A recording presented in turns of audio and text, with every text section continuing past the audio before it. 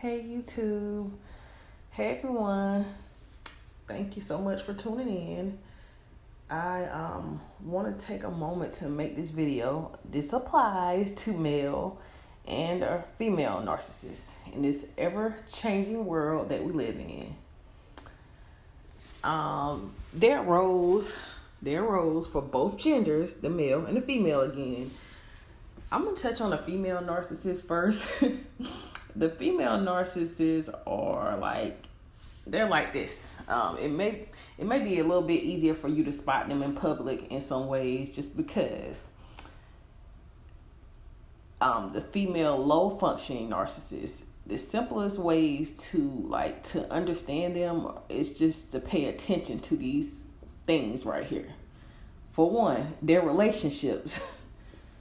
They are very, very promiscuous people. They sleep around with a lot of men. Very easily, very quickly, they sleep around. They get around town. They are very, very flirts, big flirts. They're always going to laughing at things that are just not even funny. They're always giggly, smiling up in men's faces. They are very, very big flirts. And they have a history of bad relationships. The only way to know this is to just, the only way you would find out, I'm pretty sure they wouldn't want to tell you because they'll out themselves, but you would have to know someone that knows them or whatever. But they got a history of bad relationships. Some of them probably ended in domestic violence, accusations, and they got a really bad relationship history. And these women, a lot of times, are also money hungry. What narcissist doesn't love money? They love, men that have some money in their pockets. They love going out, love being spoiled. They are, they really try to go for men, high caliber type of men. And another thing about these women, they love attention. They really want you to pay attention to them at work, at school, while they're out. That's why they dress really overly sexual. They are the type of people that wear bold colors a lot of times, are very, very, very tight, short clothing. Everything has to be, really, really short. So I guess just to get men attention and get them sexually aroused, they want men to just look at them. And, so a man can be out at a restaurant with his wife or whatever, and you'll see a woman come in the restaurant dressed pretty, pretty whorish.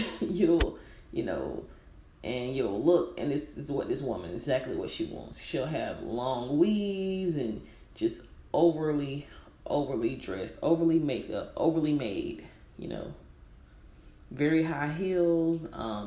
The way they walk is just, a lot of twisting, and, the way they talk, just try to, they try to change their voice and talk all smooth and overly sexual. And, they are just something else. They're something else. But also, these women are, they have a lot of foul mouths too. They will definitely curse you out in a minute. You'll hear them cussing people out. They have very, very nasty mouths. They're very negative, always talking about someone, always talking about somebody, talking about their other family members, talking about schoolmates, talking about their coworkers. They're always so negative. They're a very negative person. And they do fight. They will fight you. They will break out and fight you anywhere. They'll fight you in a club, at work, in a bar, in the parking lot. They will fight. There's something else. Lower functioning narcissists are something else. They will definitely fight. And they're similar to the men in many ways. The men have some of these same traits. Obviously, they do.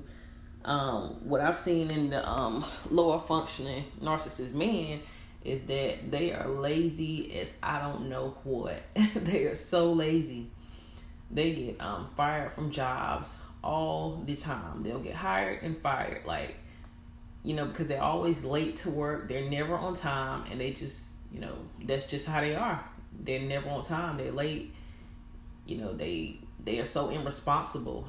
They don't want to be like normal people and go to sleep on a regular time. They want to stay up all night and just like big kids. They want to stay up all night, and then knowing they have to go to work, then the morning time comes, like 3 or 4 o'clock in the morning, they're trying to go to sleep, and then they end up oversleeping to like 9, 10, 11 o'clock, and then they're late for work. Then they expect supervisors or people in authority at their job to just be okay with this, and that's not the case. They may get away from it with a very, very, very lenient company, but majority of them will be fired, because a lot of people don't put up with that when there are many hard-working people out there that deserve these positions, and they don't have to put up with someone who is just so irresponsible and lazy.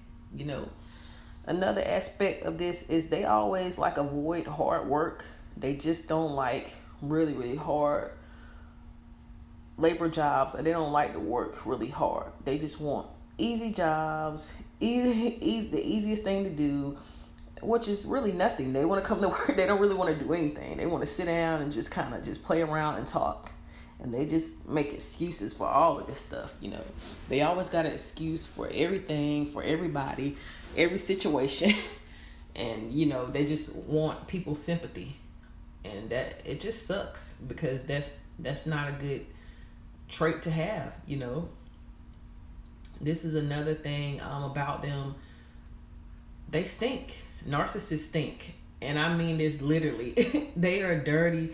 Their homes are dirty. They have trash everywhere. A lot of them have, beer bottles on the floor, cigarettes all over the floor. The carpet will be dirty and black and nasty in their homes. And their tubs and their toilets are, oh my God, they're so filthy. It looks like they haven't cleaned them in years. They are very, very nasty people. And this is another point to it, another side to this. A lot of them have STDs, not just necessarily because they're nasty. It's more so to do because, they are nasty, but they're promiscuous. They sleep around unprotected with lots and lots of people. They do this all the time. They are reckless. They are reckless, uncontained individuals. So they just so arrogant that nothing will happen with them. They'll never catch anything, and they'll be same one at the clinic trying to get treated for something. So yes, a lot of them have serious permanent STDs, and some of them have the ones that are that they can get rid of with a little pill or a shot, but they'll be the ones, trust me, they're very nasty, very promiscuous and dirty. They're always on the prowl for new supply.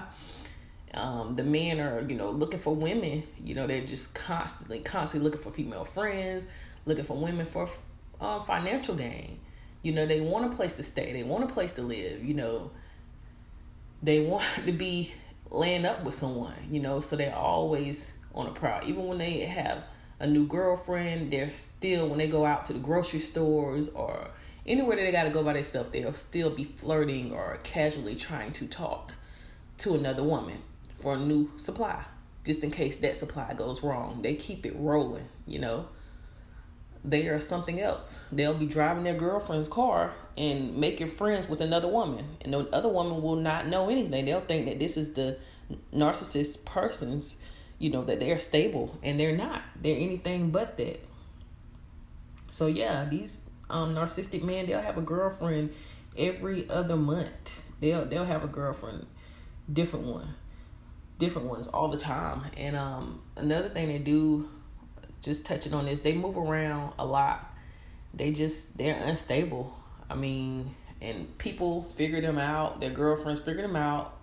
Some of the girls figure them out pretty easily, and they end up kicking them to the curb, so they have to find a place to live again. So they do this. It's like a repeating cycle that keeps on going on over and over and over again. Every few months or, every couple of years, they always moving from one place to another.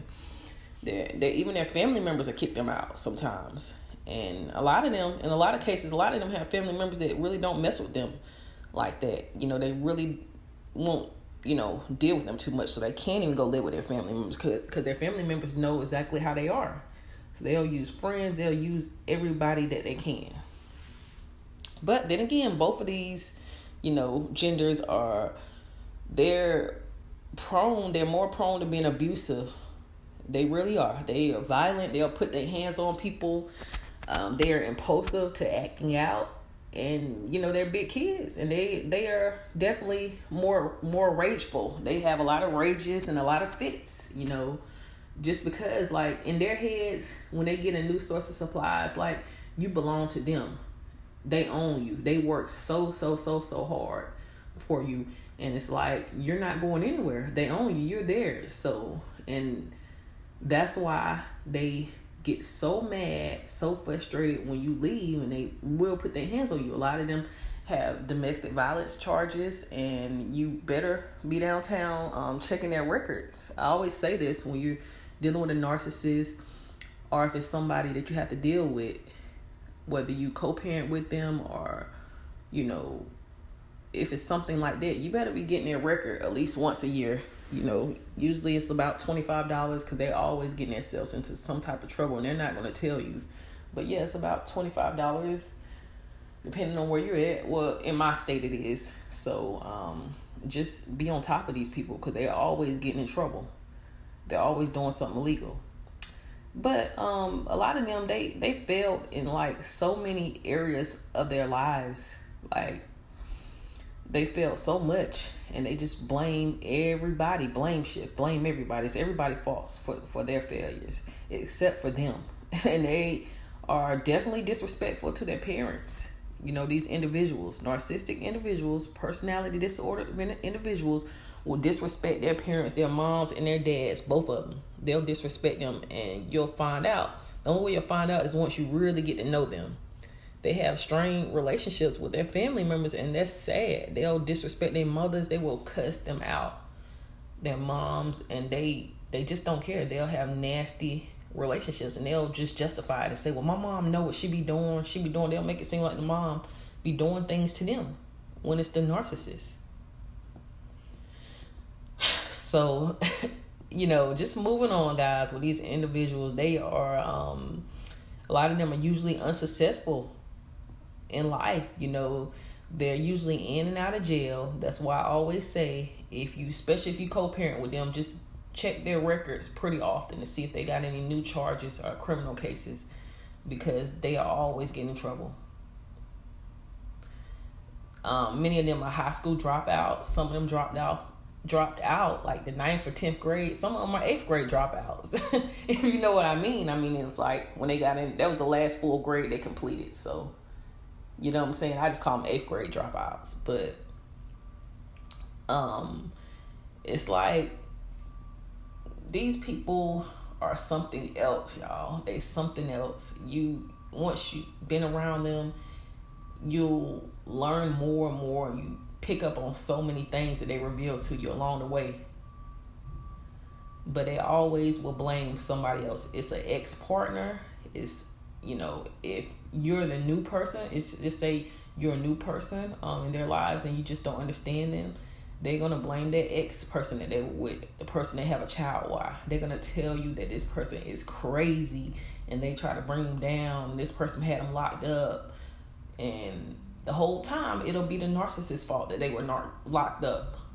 They would be the ones in a situation that put their hands on their ex-partner, and they would lie to you and tell you that, oh, this person crazy because I left her. And I just didn't want to be with her, and she just went crazy, and she's trying to bring me down. And it's just so crazy. They would just lie and lie and lie. That's all they do is lie. You can't believe anything that comes out of their mouth. If their mouth is moving, they're pretty much lying. So, yeah.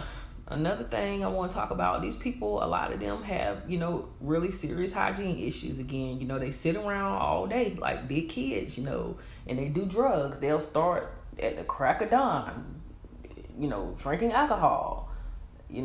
all of these things, even before the sun comes up, they will sit here and do drugs all day. So they have terrible hygiene again, guys. They stink. These people are very vindictive.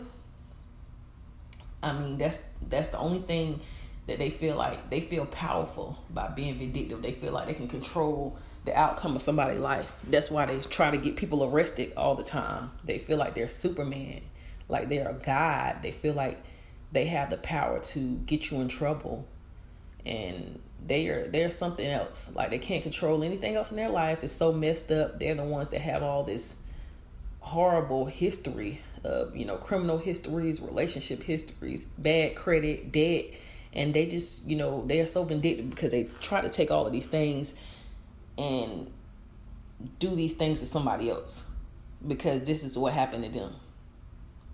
So in family court, the men and the women, a lot of them will come in family court acting like they're the parent of the year and they're so stable. But meanwhile, the real reality of it is they'll be homeless people, house to house to house. They have criminal records, but they'll present themselves so well in front of the judge like they have it all together. So it's up to you to get all that information. You have to figure out where these people really living at, if they really stable, because your kids are with them, moving, being in one house after another house. So you have to get a private investigator, or if you have to get someone and just ride out and just get some pictures of their car in the parking lot or, the driveway of a house for a week or so. Just get their picture with the dates, show the courts that they are not living where they say they're living at, because they're always getting kicked out of somewhere or whatever. But they hide this and they hide their lives from the other parent. They don't mind knowing the other parent's business because they love it. They're stalkers. They love to know the other parent's everything. And then they love to try to go in court and bash them by questioning the kid and, which they're not supposed to do. And they love to bash the other parent just because they are so vindictive. But it's really them. They're really the ones that are around horrible people. Some of them will live in I forget what those type of homes are, but where people just get out of jail and rooming homes. They'll live with like sex offenders and have your children around them, and you won't even know it unless you really gain the information. You're gonna have to do some of the things they do to you. You're gonna have to you're gonna have to find out information on them. You're gonna have to dig for dirt. This is a tactic that they use to get you in court a lot. You're going to have to dig for dirt. But this is what they do on you. So this is why they come to court with some of the things that they feel like they know, and then they twist it and turn it around on you. But anyway,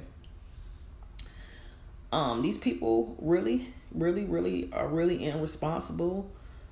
They don't pay their taxes. They don't pay their tax on their cars, their registrations. They got like a lot of driving charges, speeding, and just being reckless. They just so childish and reckless. A lot of them have raggedy cars. The lower function narcissists, a lot of them have raggedy cars. If they're driving a nice car, it's not theirs. Trust me, I know what I'm talking about.